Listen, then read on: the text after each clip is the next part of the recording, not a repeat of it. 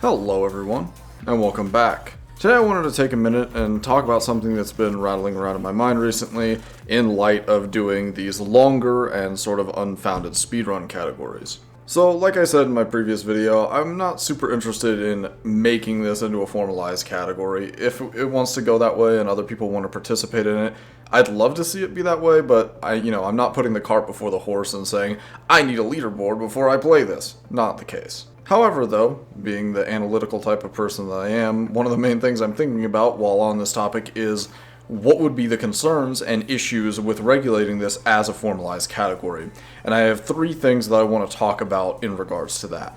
So number one is probably one of the biggest exploits in DRG to this day, which is time travel. By changing the system clock on either your PC or your console, you can change the selection of missions that are available to you on the mission map. Now, this wouldn't be an exploit per se, it would just be a sort of a free reroll. However, if you change the time on your computer to, say, 1:30 p.m.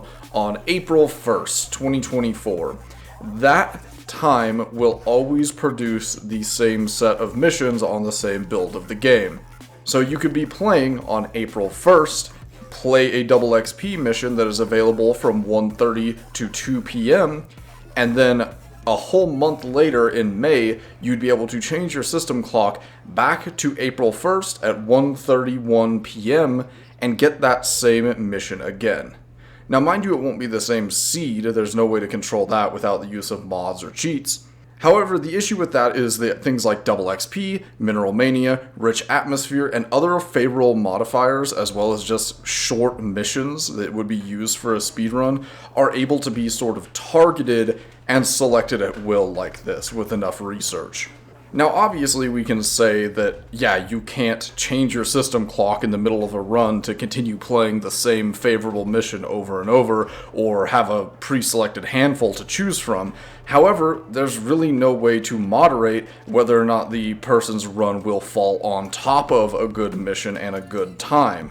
And just as easily as someone could deliberately manipulate their system clock to make several good missions come up during their run, they could just as easily be a victim of circumstance and have multiple favorable missions to the category that's being run come up, and even though they didn't manipulate their system in any way, there's really no way for a passive observer to tell one way or another whether it was manipulated or not, other than requiring them to include the time that their run was recorded and what time zone they were in, which I think is far, far too intrusive to be realistic, and that's why I see this as such a difficult thing to circumnavigate when we're talking about these multi-mission runs that have varied goals.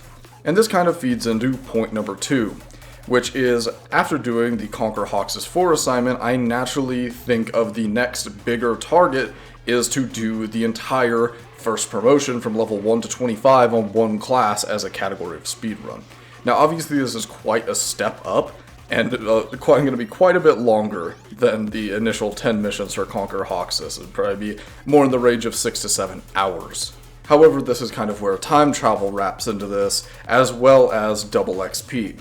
So let's start with a good faith argument, which is that I'm going to sit down to do a one promo or promo percent speedrun where I go from a brand new file to a completed promotion assignment and promoting my first character stops time.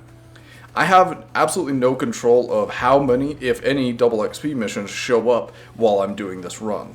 Logic dictates that due to the 12 or so resets that I'm going to have over the 6 or more hours of run that I'm going to play, I'm going to get at least a few double XPs.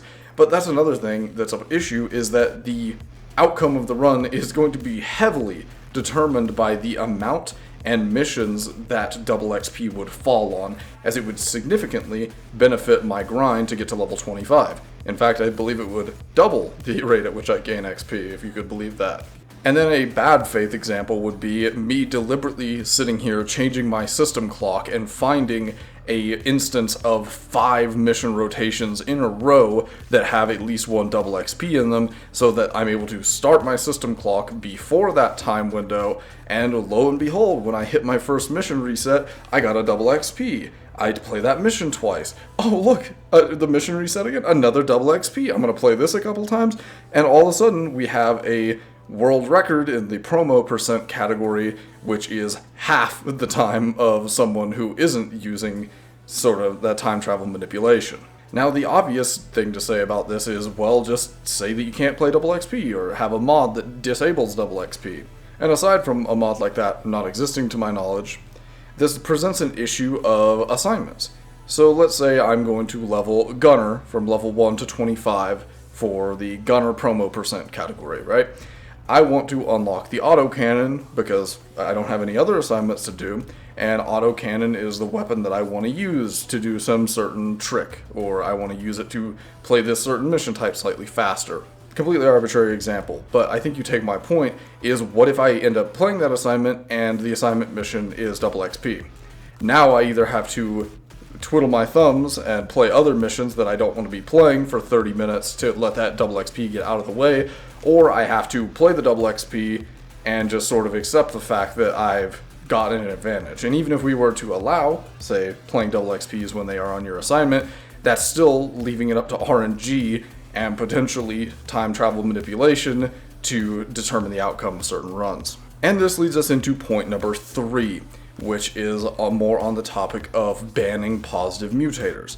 For normal single mission, single segment Deep Rock Galactic speedruns, things like rich atmosphere, low gravity are banned because they obviously make the mission much easier to complete and obviously much faster. And this is not unreasonable by any means, don't get me wrong, but this just makes the previous point that we were talking about even worse. Because let's say, okay, double XP is banned, but if you're allowed to play rich atmospheres and low gravity, then that opens the door to time travel manipulation, allowing players to get strings of rich atmosphere missions to play. And while that's not as potent as double XP, it will certainly accelerate the rate at which people are gaining XP and leveling in a promotion-focused category. So what do you do there? Do you ban rich atmosphere and low gravity? Well, now you have 3 different types of positive modifiers that are off limits, and even further restricting the pool of missions people can play and making the assignment issue even worse. So aside from someone creating a purpose-built mod that disables all positive mutators that can realistically affect the outcome of one of these longer runs, I just don't see how there's a perfect way to navigate this, which en route is why I'm making this video, is because I want to get the opinion of the broader public as to what you would like to see. Is it more exciting to see somebody get that lucky double XP mission that allows them to edge out a new PB? Or does it just make you doubt the validity of people's runs whenever you see multiple good modifiers coming up in a row, allowing them to get a competitive edge against their own previous times or somebody else? Overall, I'm just very conflicted on this topic, and I really can't figure anything out conclusively. So, like I said, reaching out to you for your opinion. I don't care if you have any experience playing Speed DRG, just put yourself in the perspective of watching a run that is focused on gaining 300,000 XP to do a promotion. Would you feel robbed or cheated that that person is able to use double XP, that they're using a lot of double XPs, that they're using a suspicious amount of double XP missions to get it done? I don't know. And that's a benefit of this being an unregulated category, is I can absolutely just do this run. I don't have to worry about playing double XP, not playing double XP. I know I'm not going to use time travel because that kind of ruins the point. I don't want to play the same mission over and over again to get to level 25. I feel like that cheapens the experience a lot. But I would just like to hear what you think. So meet me down in the comments and let's have some good 30 or 40 comment reply chains on this topic.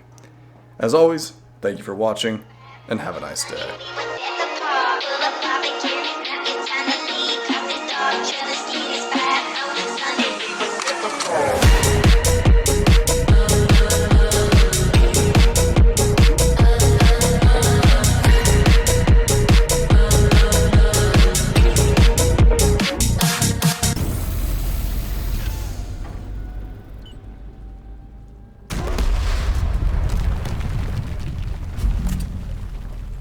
Yesterday somebody whacked out my mural.